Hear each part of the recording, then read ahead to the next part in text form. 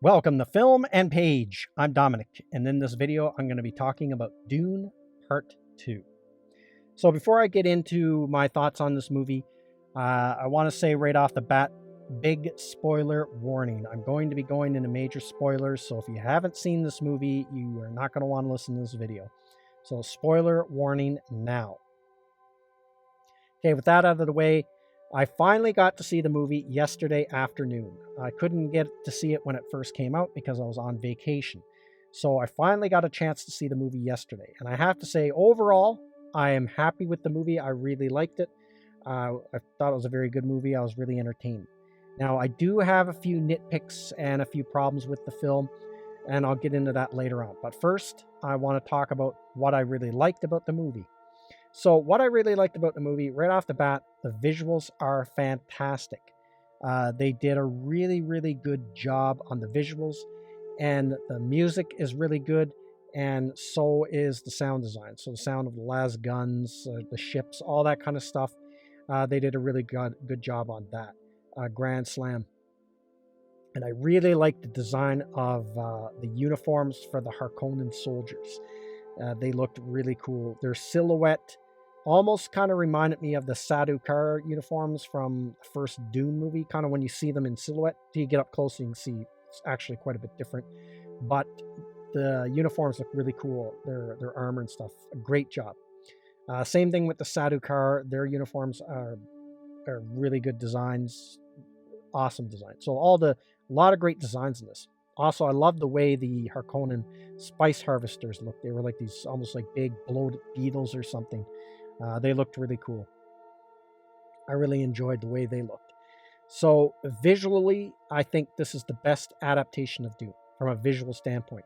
Now, there are some things about the 84 Dune that I think from a design standpoint, they do better than this new film.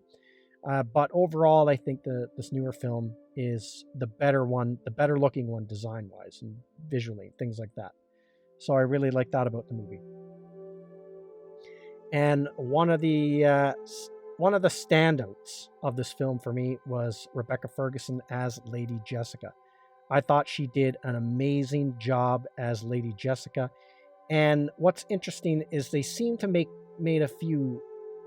They put a kind of, I don't know if this is really a twist, but in this film, when she goes through when she takes the water of life and replaces their old Reverend Mother, and then she becomes Reverend Mother for the Fremen, it seems like it gave her memories, but it also altered her personality. She all of a sudden became a much more sinister, more power-hungry person, and she wanted to take full advantage of the Fremen's religion to put Paul in a position of power. So that was very interesting. And the other twist that I didn't have a problem with, but I don't have a problem with, and I kind of do have a problem with, is the twist on Alia. So Alia isn't born at all in this movie. Lady Jessica is pregnant with Alia the whole movie.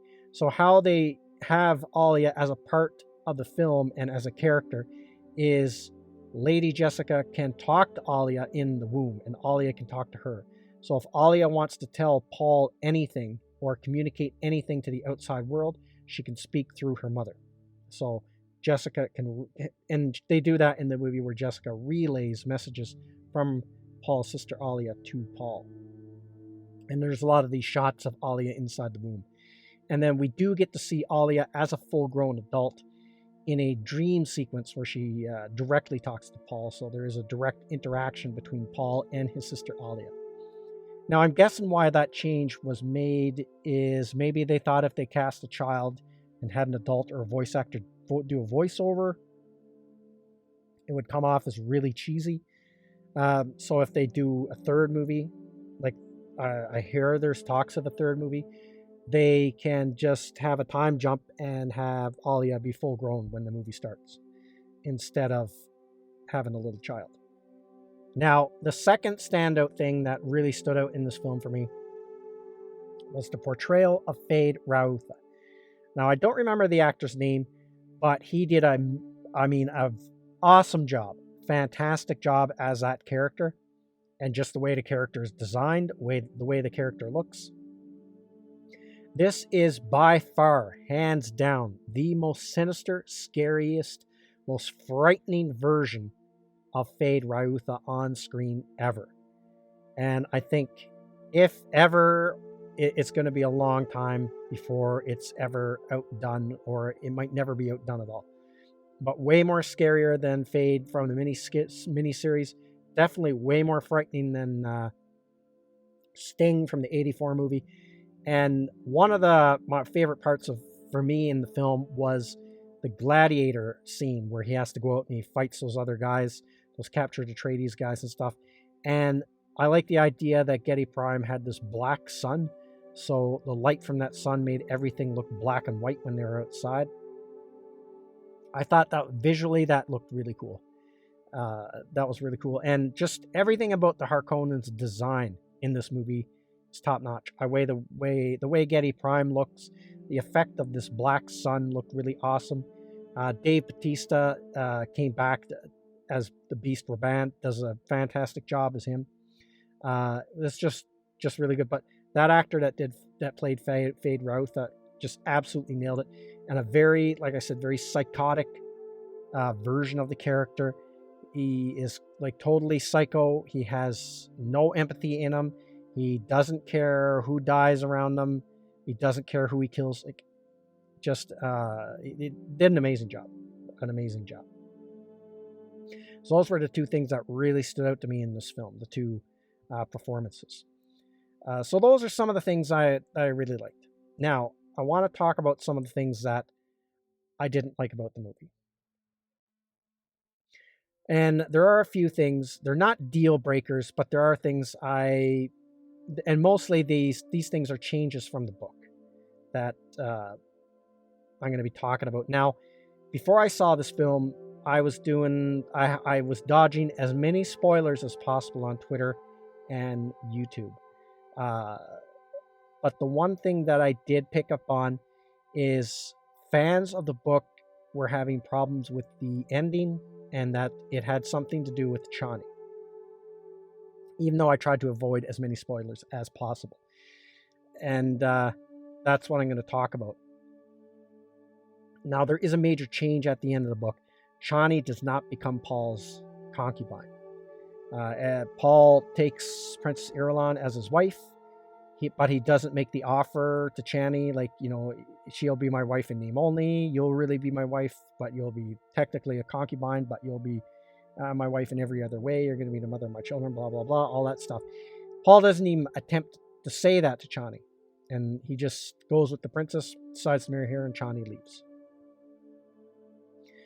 Now, the two problems I have with that ending, or that change to the ending, is the number one right off the bat. Now, when they adapt stuff like comic books, novels, or whatever to film, there is going to be some changes made to the source material. That always happens. That's always going to be a given. And that's something you have to expect. Now that doesn't mean you have to agree with all the changes that they do make. Now, me personally, I always know there's going to be changes, but still, I would like to at least for them to stay as close as possible to the source material. It doesn't have to be a one-to-one, but at least stay close. And this was like a major change that I would have preferred the book ending, closer to the book ending, where Chani and Paul, they stay together, instead of Chani leaving him and going off on her own in the desert. And the second reason I have a problem with it is when you read Dune, you can read it. It's written in a way where it can act as a standalone book, in my opinion. That if you don't really want to go read the other books, you don't have to. And I did a whole video about this, the guide to reading the Dune books. And I identified like certain jumping off points in the series. And that was one jumping off point I talked about right away, was if you read the first book, it has everything you need right there. All the other books are more or less to expand on the ideas set up in that first book. But it has a very like satisfying ending, in my opinion, that if you just read the first one, that'll be enough for you. Where this change to the film, it almost, where with Chani leaving and going to the desert, and then the way in conjunction with like the Holy War being launched right then and there, all the Fremen like losing their minds and running out to the ships and taking off to attack the other great houses in orbit. It's this ending doesn't feel like everything's wrapped up nicely like it is in the book. This feels like, okay, there's going to be a sequel. This is like a sequel setup ending to the new film, because there's talks they're going to do Dune Messiah. So at some point, Chani and Paul have to get together so they can have kids, so you can have children of Dune, things like that.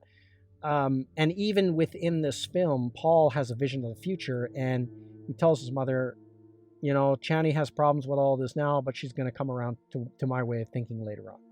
And even in the first movie, Paul kept having visions of the future war, the future jihad, and right by his side while all this is going on is Chani. So even the movie itself suggests that at some point, Chani is going to have a change of mind and they're going to end up together regardless. So maybe that is something they're going to do in Dune Messiah. I'm not sure. But that's the one problem I have with the film. That's one change I didn't agree with from that. And there was another change that I didn't really care for at the end. And that was Paul killing the Baron and not Alia. Because Alia doesn't get born at all in this movie, so she can't be the one to do it, which was one of my favorite things about the ending of the book. I always liked that part of the ending where Alia confronts the Baron and then kills him with the Gom Jabbar.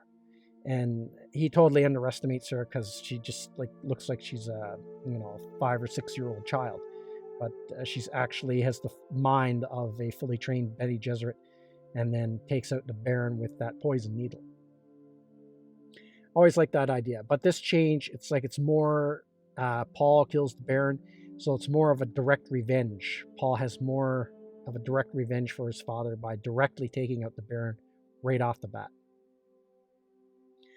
And the other problem I had with the ending, and this one is more of a minor nitpick, but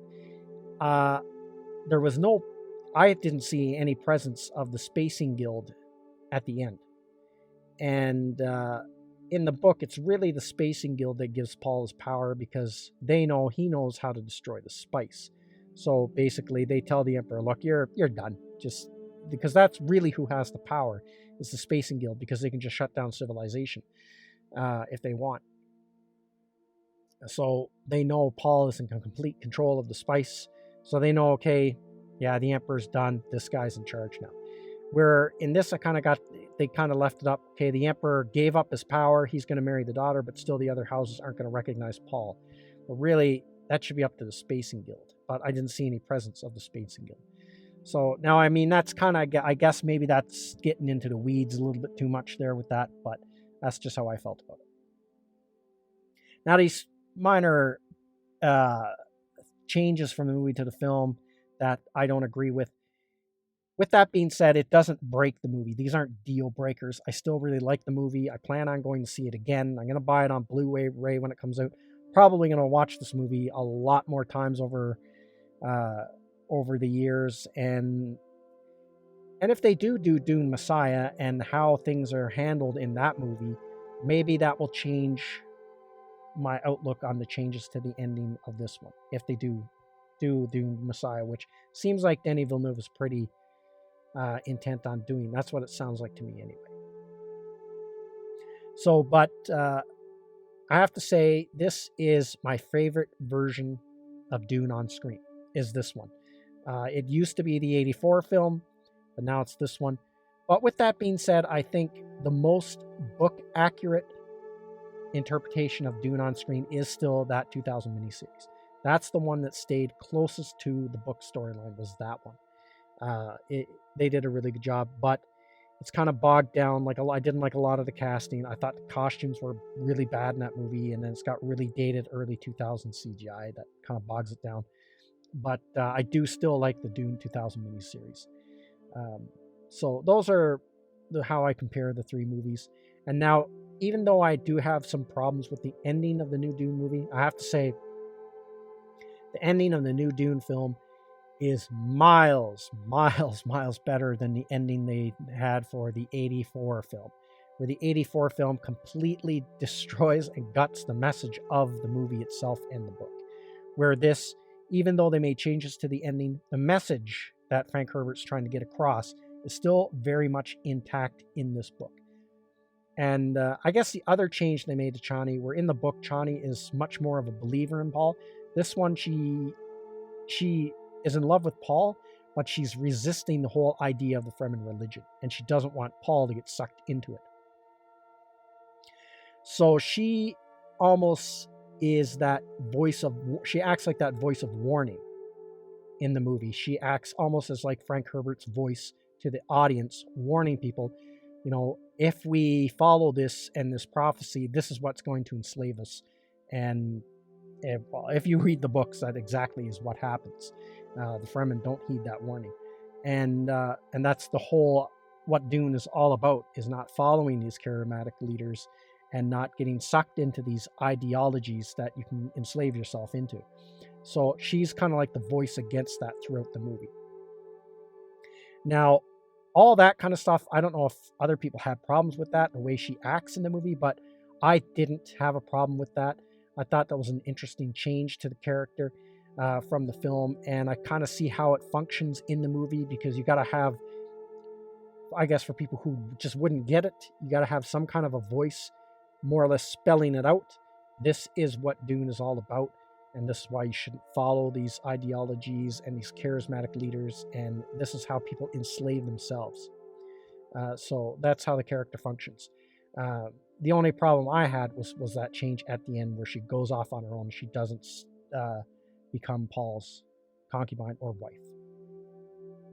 But maybe that will be something that will be addressed if they make a third Dune movie, which it sounds like they might. But I guess it depends on how much this movie makes. So those are my initial thoughts on the movie. Now, I haven't watched anyone else's reviews yet, because I didn't want to, I guess, pollute my own mind with other people's ideas and critiques. So after I upload this, I'll go back and then I'll see what other YouTubers thought of the movie and things like that.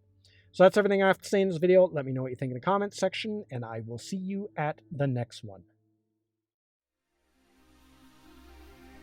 I'd like to say thank you to all of my subscribers. I appreciate you all in helping this channel grow. If you're new to the channel, don't forget to like, share, and subscribe. Also, don't forget to hit the bell icon so you'll be notified when new videos are uploaded.